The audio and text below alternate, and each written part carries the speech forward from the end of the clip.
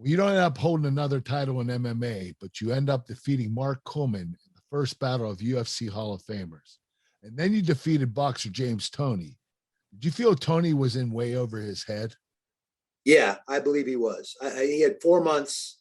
He's an amazing boxer. Don't get me wrong. And again, you have to take that seriously. If you stand around in front of a guy like that, he will knock your head off. So I took that very, very seriously.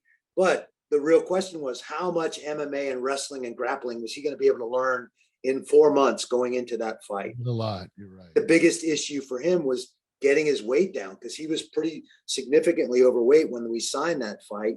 I think he lost 40 pounds in camp getting ready for the fight.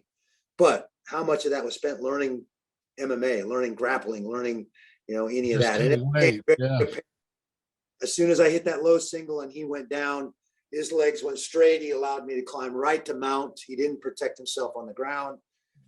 It was very apparent that he hadn't done any homework. He hadn't learned anything else. Wow. You finish up your MMA career in front of 55,000 fans in Toronto. It's a loss to Lyoto Machida, 47 years old. You're going to hang it up. Was it the fight game itself, your age and conditioning, or just get the acting bug? Because you did some pretty big stuff after that. Well, I was definitely interested in focusing on all the other things I had in my life that were going so well. I also had, from years of wrestling and then fighting, the discs in the neck were degenerated and starting to give me some troubles.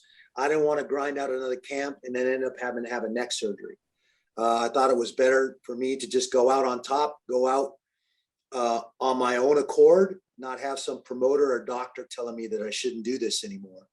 I wanted to go out on my own terms. And I think that's a rare thing in our society today for athletes. So that was my motivation. It took me a while to come to terms with that decision. It was during the James Toney camp that every old injury I'd ever had flared up for no particular reason. And it was the first time that little voice in my head started chirping and saying, hey, maybe that's your body telling you need to do something else. And so I had to really take that seriously. I think once you're starting to have that conversation in your own head, it might be time to think about doing something. Right.